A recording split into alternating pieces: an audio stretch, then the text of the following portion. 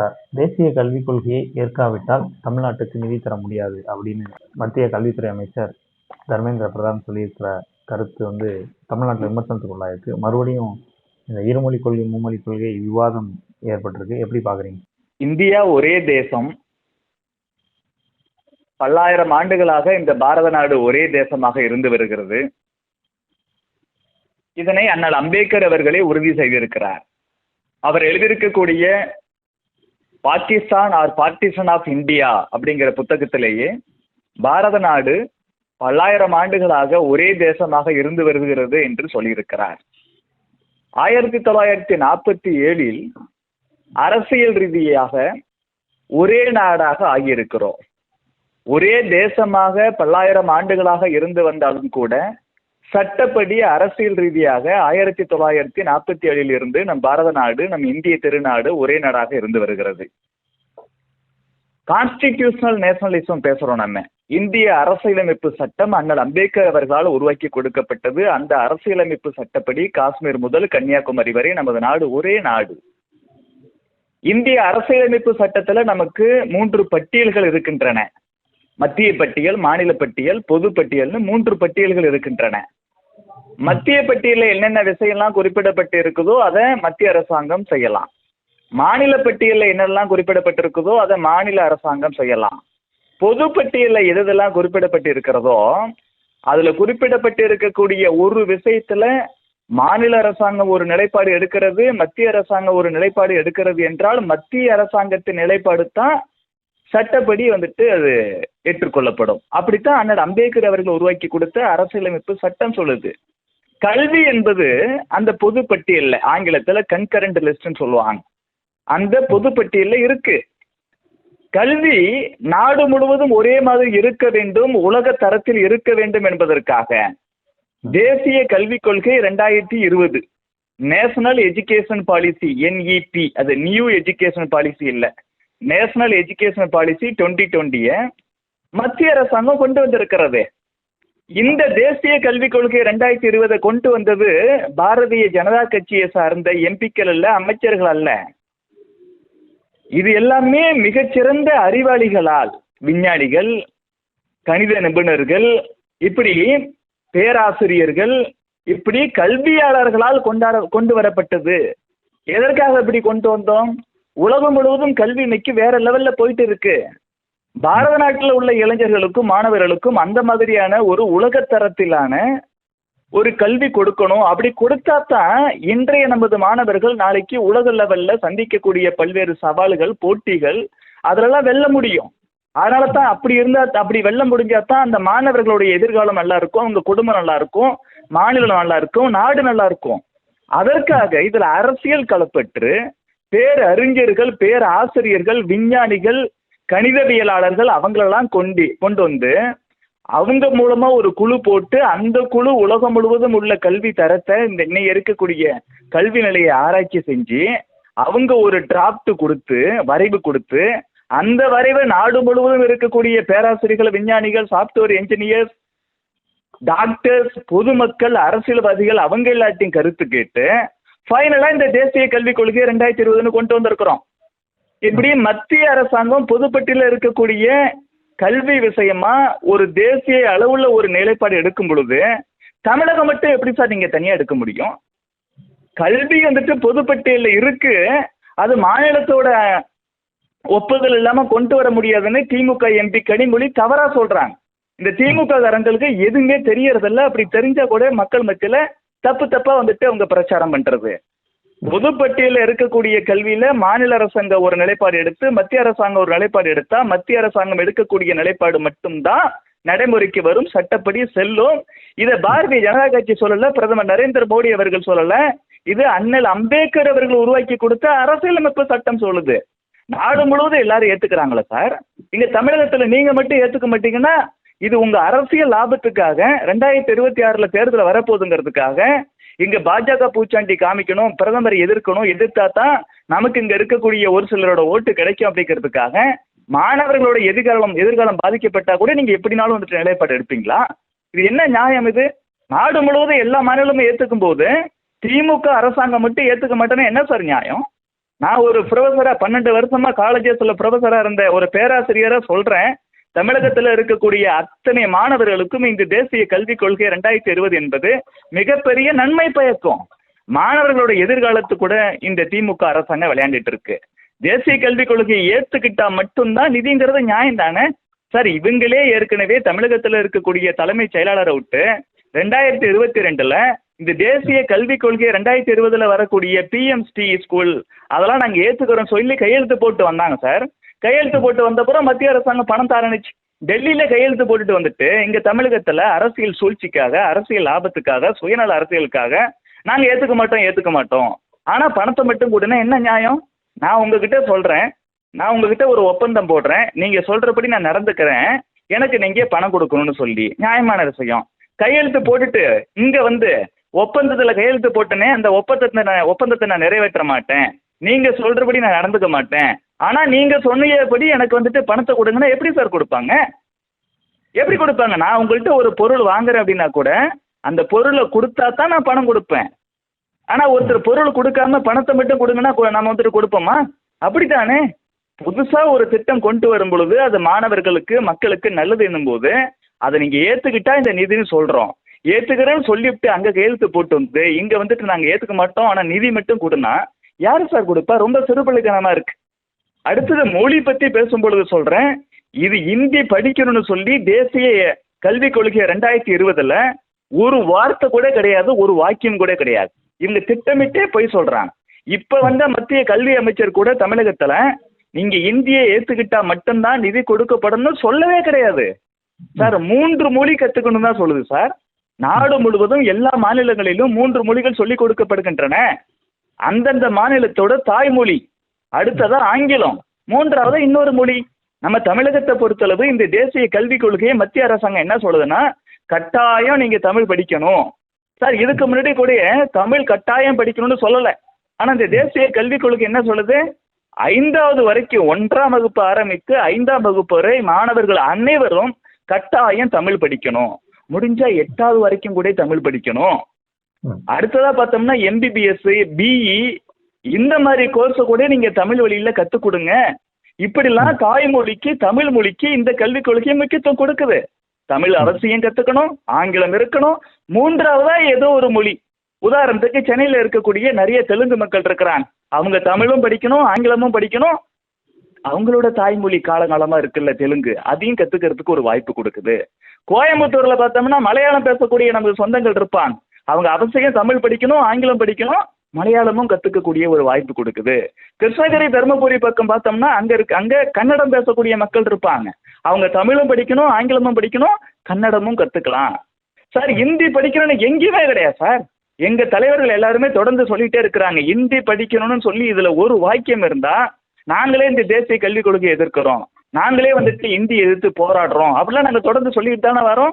நாங்கள் சொல்வது மும்மொழி கொள்கை, 2 மொழியைத்தான் அவசியம் படிக்கணும்னு நாங்கள் கட்டாயப்படுத்துறோம். ஒன்று தமிழ், இன்னொன்று ஆங்கிலம். அது ஏற்கனவே தமிழகத்தில் இருக்கு. 3ஆவதா ஏதோ ஒரு மொழி சார். இன்னைக்கு பிரைவேட் ஸ்கூல்ஸ் இருக்கு சார். திமுகவா இருக்கட்டும், அதிமுகவா இருக்கட்டும், பல்வேறு அரசியல் கட்சிகளை சார்ந்தவர்கள் நிறைய பிரைவேட் ஸ்கூல்ஸ் நடத்துறாங்க, CBSE ஸ்கூல்ஸ் நடத்துறாங்க. அங்க 3ஆவதா இன்னொரு மொழி கற்றுக் கொடுக்கப்படுகிறதா இல்லையா? அங்க தமிழ் கூட சொல்லிக் கொடுக்கறது இல்லை சார். பல ஸ்கூல்ல திமுக நடத்தக்கூடிய பல்வேறு பள்ளிகள்ல தமிழ் சொல்லிக் கொடுக்கறது இல்லை, ஆனா ஹிந்தி சொல்லிக் கொடுக்குறாங்க, இங்கிலீஷ் சொல்லிக் கொடுக்குறாங்க, பிரெஞ்சு சொல்லிக் கொடுக்குறாங்க, ஜாப்பனீஸ் சொல்லிக் கொடுக்குறாங்க, ஜெர்மன் சொல்லிக் கொடுக்குறாங்க, ஸ்பானிஷ் சொல்லிக் கொடுக்குறாங்க, மேண்ட்ரின் சொல்லிக் கொடுக்குறாங்க. நாம எந்த மொழி எதிர்க்கல, நம்ம மாணவர்களுக்கு நிறைய மொழிகள் தெரிஞ்சு அவ்வளவு நல்லது சார். நான் PhD படிச்சிருக்கேன் சார். டெல்லி போனா அந்த மக்கள் பேசக்கூடிய ஹிந்தி தெரியல, எனக்கு எவ்வளவு கஷ்டமா இருக்கு. ஆங்கிலம் தாங்க. இன்னைக்கு தமிழகத்தில் இருக்கக்கூடிய வில்லேஜஸ்ல, கிராமங்கள்ல போயிட்டு ஆங்கிலத்தை வச்சு சமாளிக்க முடியுமா? நாட்டுல தமிழகமா இருக்கட்டும், ஒட்டுமொத்த பாரத நாடா இருக்கட்டும், அதிகமா கிராமங்கள் தானே இருக்கின்றன. கிராமத்துல தானே மக்கள் அதிகமா இருக்கிறாங்க. அங்க போய் அந்த மக்கள் அவங்களோட தாய்மொழி எதுவும் அதுல தான் பேசுவாங்க, அவங்க ஆங்கிலத்துல பேச மாட்டாங்க. உடனே இங்கிலீஷை வச்சு நம்ம சமாளிச்சிடலாம், எப்படி முடியும்?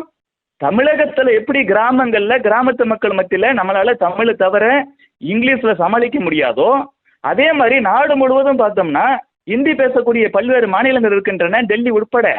அங்கெல்லாம் ஆங்கிலத்தை வச்சு சாதாரண மக்கள்கிட்ட சமாளிக்கிறது சிரமம்.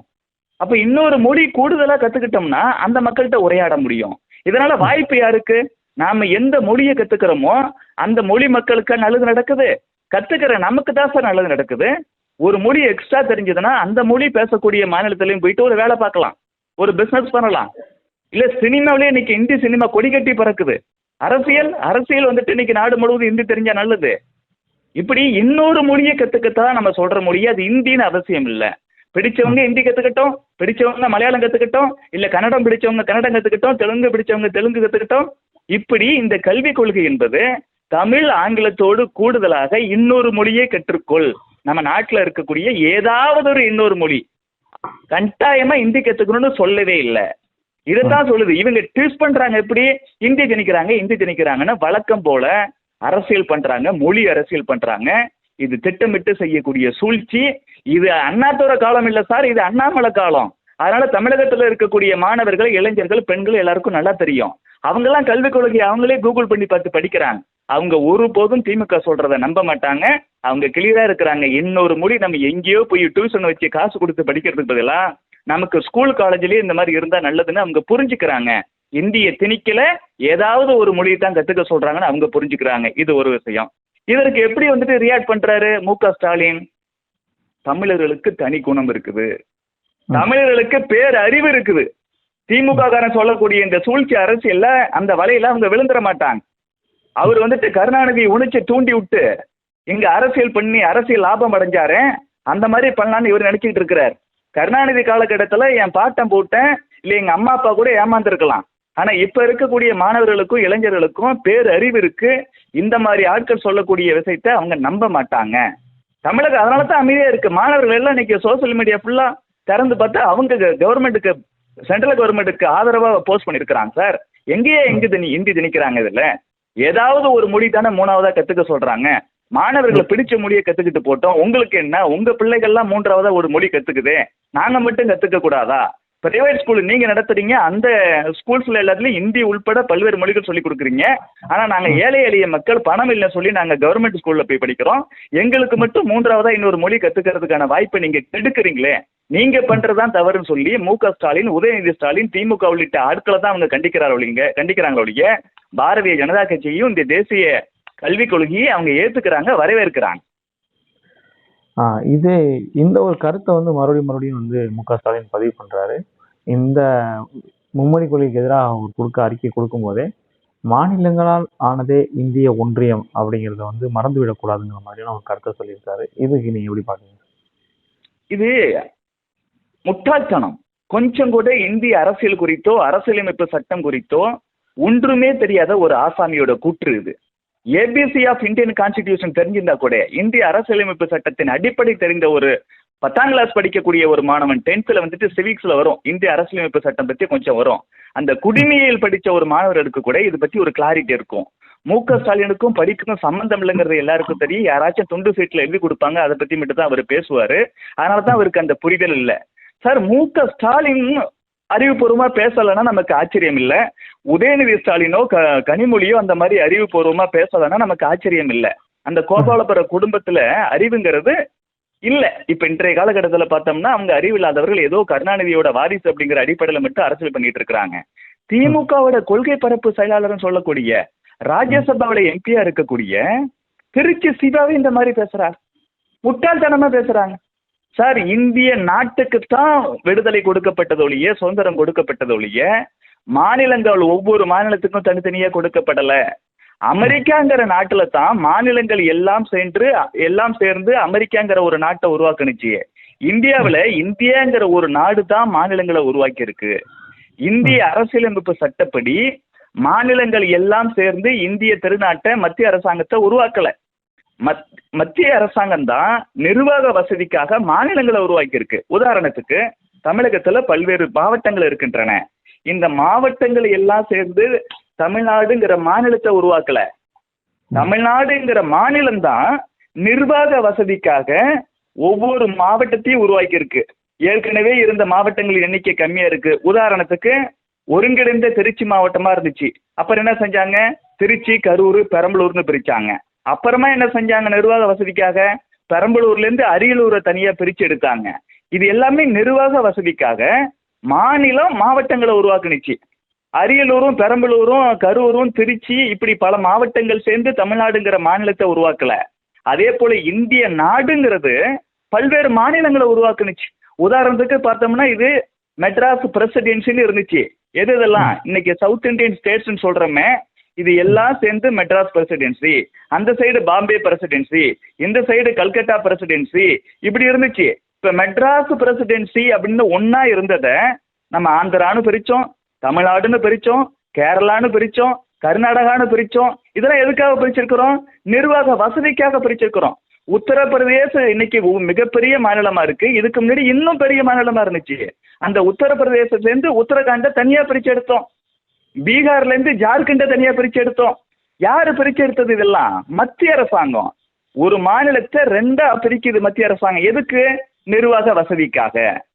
இந்த மத்திய அரசாங்கம் இந்திய நாடு தான் மாநிலங்களை உருவாக்குனுச்சு ஒழிய மாநிலங்கள் ஒன்று சேர்ந்து மத்திய அரசாங்கத்தை இல்ல இந்திய திருநாட்டை உருவாக்குனுச்சு அப்படிங்கிறது முட்டாள்தனம், வடிகட்டிய முட்டாள்தனம். ஒண்ணுமே தெரியாம இப்படி சொல்றாங்க.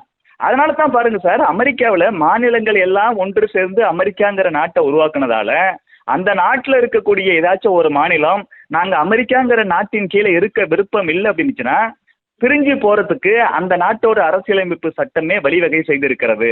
ஏதாச்சும் ஒரு மாநிலம், இன்னைக்கு 50 மாநிலங்கள் இருக்கின்றன அமெரிக்காவில், ஏதாச்சும் ஒரு மாநிலம் அமெரிக்கா கூட இருக்க விரும்பலன்னா பிரிஞ்சு போயிடலாம், அந்த சட்டமே அலோவ் பண்ணுது. ஆனா இந்தியாவில் இன்னைக்கு 28 மாநிலங்கள் இருக்கின்றன, 8 யூனியன் பிரதேசங்கள் இருக்கின்றன. யாராச்சும் ஒருத்தர் நான் இந்த நாட்டை விட்டு பிரிஞ்சு போறேன் அப்படி சொன்னாங்கன்னா அவங்கள தூக்கி உள்ள போட்டுருவாங்க.